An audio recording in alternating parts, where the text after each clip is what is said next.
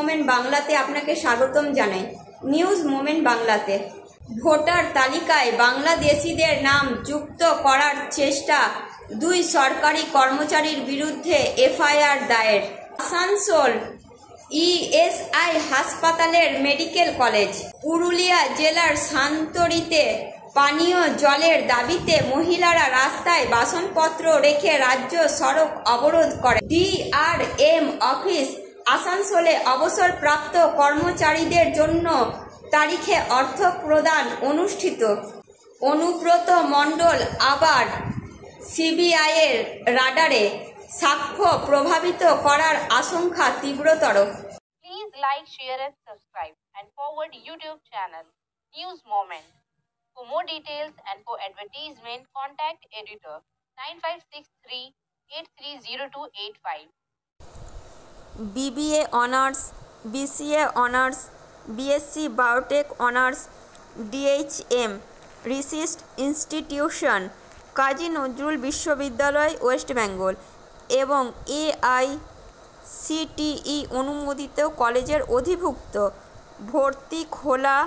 Website www.resist.ac.in। ভর্তির জন্য যোগাযোগ করুন 8509276747 অথবা 9339316820 অথবা 8389868992। নতুন ক্যাম্পাসের নতুন সূচনা। 2025 থেকে 26 অধিবেশনের জন্য ক্লাস আমাদের ব্র্যান্ড নিউ ক্যাম্পাসে শুরু করুন। একটি উত্তেজনাপূর্ণ যাত্রার জন্য প্রস্তুত হন। Knowledge campus, Jiradanga, post Shiarsol, Raniganj 713358।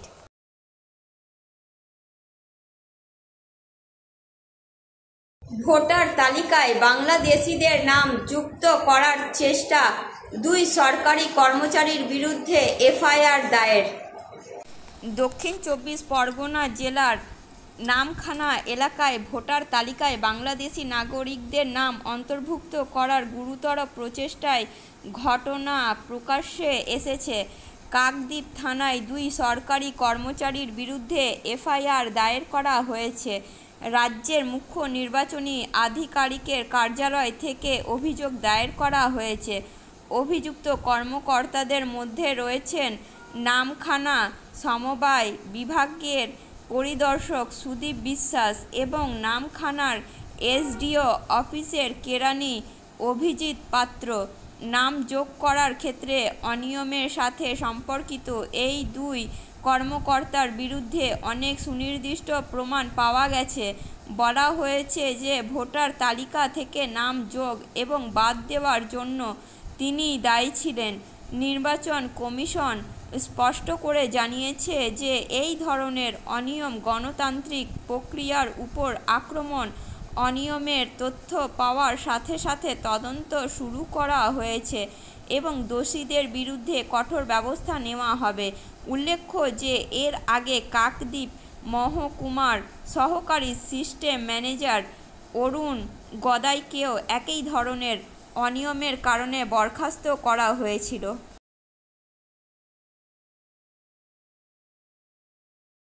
Durgapur মহকুমা হাসপাতালে ভাঙচুরের ঘটনা, ধৃত 4 জনকে আদালতে তোলা হলো। পবন শর্মার রিপোর্ট অনুযায়ী দুর্গাপুর মহকুমা হাসপাতালের জরুরি বিভাগের গেট ভাঙচুরের ঘটনায় বিধাননগর ফাঁড়ি পুলিশ বিধাননগর এলাকা থেকে 4 জনকে গ্রেপ্তার করেছে। পুলিশ দুর্গাপুর মহকুমা আদালতে হাজির করেছে। ঘটনাক্রমে রবিবার রাতে দুর্গাপুর মহকুমা হাসপাতালের জরুরি গেট ভাঙচুর করে একদল যুবক হাসপাতালের সুবিধা ব্যবস্থাপক সহ বেশ কয়েকজন আক্রান্ত হন। খবর পেয়ে নিউ টাউনশিপ থানার পুলিশ ঘটনাস্থলে ছুটে আসে। এই ঘটনায় হাসপাতাল চত্বরে চরম আতঙ্ক ছড়িয়ে পড়েছে। রবিবার রাতে এই ঘটনার সূত্রপাত। মোটর বাইক দুর্ঘটনায় আহত এক যুবককে চিকিৎসার জন্য দুর্গাপুর বিভাগীয় হাসপাতালে আনা হয়। আহত যুবকের সাথে থাকা বেশ কয়েকজন বন্ধু জোর করে জরুরি বিভাগে প্রবেশের চেষ্টা করে। এরপর নিরাপত্তা রক্ষীরা তাদের বাধা দেন। সেই বাধা পেয়েই মাতাল যুবকটি নিরাপত্তা রক্ষীদের সাথে বাক বিতণ্ডায় জড়িয়ে পড়ে এবং জরুরি গেট ভাঙচুর করে। ঘটনার খবর পেয়ে নিউ টাউনশিপ থানার পুলিশ ঘটনাস্থলে পৌঁছে পরিস্থিতি নিয়ন্ত্রণে আনে। পরে হাসপাতাল কর্তৃপক্ষ পুলিশের কাছে অভিযোগ দায়ের করে। তার ভিত্তিতে এই ঘটনায় জড়িত থাকার অভিযোগে 4 জনকে গ্রেপ্তার করা হয়।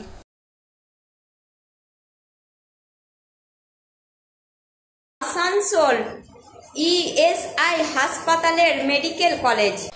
আসানসোলের ইএসআই হাসপাতাল দীর্ঘদিন ধরে রোগীদের নার্সিং এবং রেডিওলজির পাশাপাশি প্রশিক্ষণ দিয়ে আসছে। এবার সেই হসপিটাল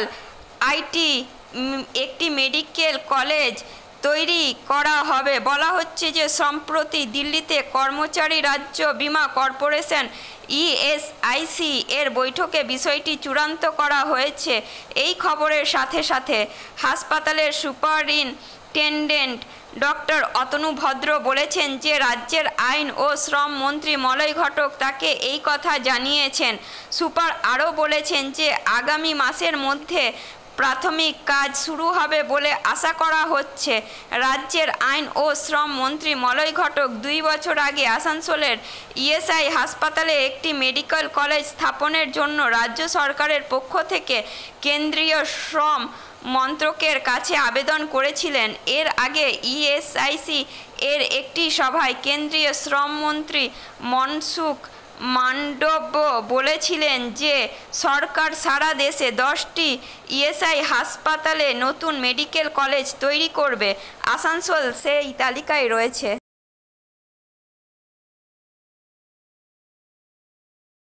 আসানসোলের হেলথ ওয়ার্ড হাসপাতালের কাছে হট্টগোল। রেল পার থেকে আসা যুবককে জোর করে লাঞ্ছিত করার অভিযোগ। আসানসোলের সৃষ্টিনগরের হেলথ ওয়ার্ড হাসপাতালের কাছে একটি অজ্ঞাত ব্যক্তি এক রোগীর পরিবারের সদস্যকে জোর করে তুলে নিয়ে গেলে উত্তেজনা ছড়িয়ে পড়ে। এই ঘটনার পর অপহৃত যুবকের পরিবার ও আত্মীয় স্বজনরা বিক্ষোভ শুরু করে। প্রাপ্ত তথ্য অনুযায়ী মিরাজ নামে এক যুবকের মা গত বেশ কয়েকদিন ধরে সৃষ্টিনগরের একটি বেসরকারি হাসপাতালে ভর্তি। প্রতিদিনের মতো আজও মিরাজ তার মাকে দেখতে হাসপাতালে এসেছিলেন। তার চাচাতো ভাই রাজাও তার সাথে ছিলেন। কিছু লোক হাসপাতালের সামনে রাজাকে ডেকে তার সাথে কথা বলতে শুরু করে। ইতিমধ্যে প্রায় 4 জন লোক একটি গাড়িতে করে এসে রাজাকে ধরে ফেলে। কিছুক্ষণ পর মিরাজ রাজাকে গ্রেপ্তারের কারণ জিজ্ঞাসা করলে তারা মিরাজকে বেধড়ক মারধর করে এবং রাজাকে তাদের গাড়িতে তুলে পালিয়ে যায়। ঘটনার খবর পেয়ে আসানসোল উত্তর থানা এবং কন্যাপুর ফাঁড়ির কর্মকর্তারা ঘটনাস্থলে পৌঁছে বিষয়টি তদন্ত শুরু করেন।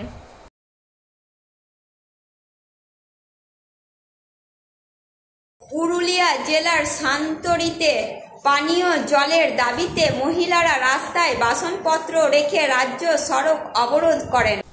কার্যনির্বাহী সম্পাদক বিকাশ প্রসাদের রিপোর্ট অনুসারে গ্রামবাসীদের রাস্তা অবরোধের কারণে রঘুনাথপুর থেকে বাঁকুড়াগামী রাজ্য মহাসড়কে অনেক যাত্রীবাহী বাস, ছোট বড় গাড়ি, ট্রাক এবং ডাম্পার আটকে পড়ে। তবে রাস্তা জ্যামের খবর পাওয়ার সাথে সাথে সাতুরি থানার ইনচার্জ সুপ্রতীক মণ্ডল এবং অন্যান্য পুলিশ কর্মকর্তারা ঘটনাস্থলে পৌঁছে পরিস্থিতি নিয়ন্ত্রণে আনেন।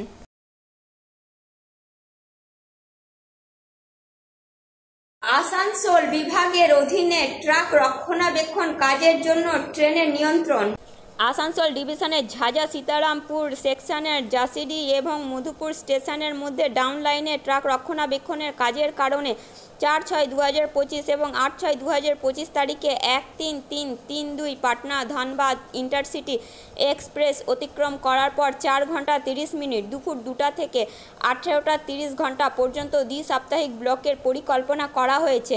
ফলস্বরূপ ট্রেন চলাচলে নিম্নলিখিত ব্যবস্থাগুলি নিম্নরূপ করা হয়েছে। 4/6/2025 এবং 8/6/2025 তারিখে বাতিলকরণ। 6-3-5-4-6 জাসিডি অন্ডাল মেমু সংক্ষিপ্ত সমাপ্তি, সংক্ষিপ্ত উৎপত্তি 63564 জাসিডি আসানসোল মেমু এবং 12254 ভাগলপুর SMVT বেঙ্গালুরু এক্সপ্রেস যথাক্রমে 75 মাইল এবং 30 মিনিট পুনর্নির্ধারণ করা হবে।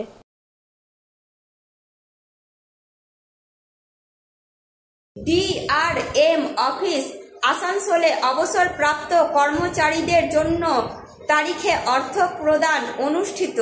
আসানসোল 2/6/2025 তারিখে আসানসোলের নতুন সম্মেলন কক্ষ বিভাগীয় রেলওয়ে ব্যবস্থাপকের কার্যালয়ে ব্যক্তিগত বিভাগ কর্তৃক 2025 সালের মে মাসের জন্য একটি তারিখ ভিত্তিক অর্থ প্রদান অনুষ্ঠানের আয়োজন করা হয়েছিল।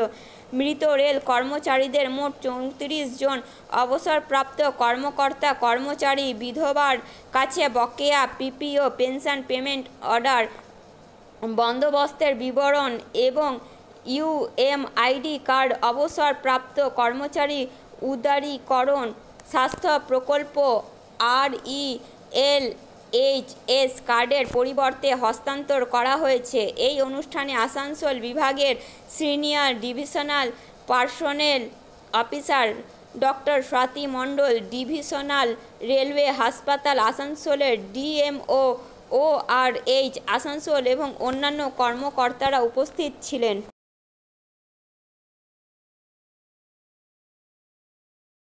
রেলপাড়ে 30 লক্ষ টাকার উন্নয়ন কাজের ভিত্তিপ্রস্তর স্থাপন করলেন মেয়র।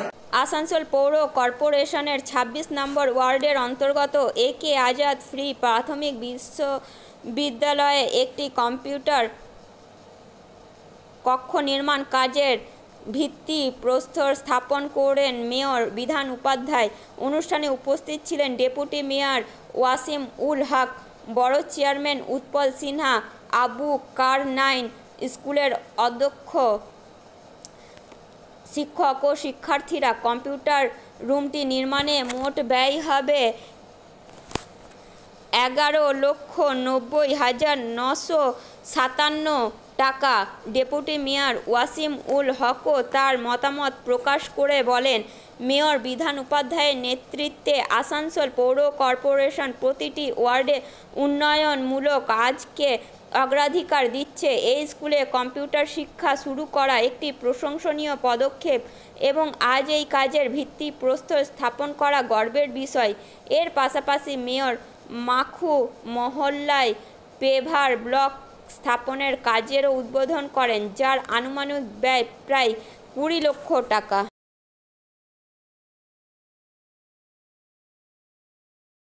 বার্নপুর বিমানবন্দরের পরিষেবা পরিকল্পনা অচলাবস্থায় আটকে আছে।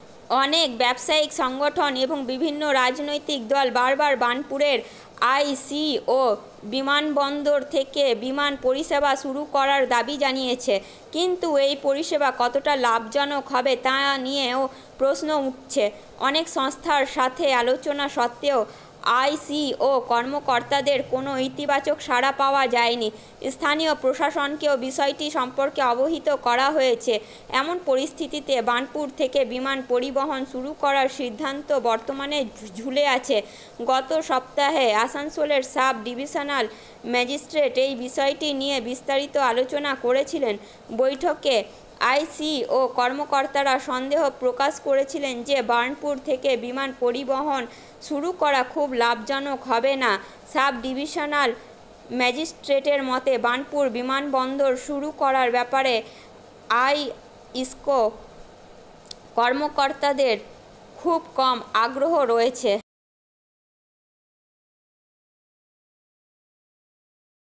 অনুব্রত মণ্ডল আবার CBI-এর রাডারে, সাক্ষ্য প্রভাবিত করার আশঙ্কা তীব্রতর।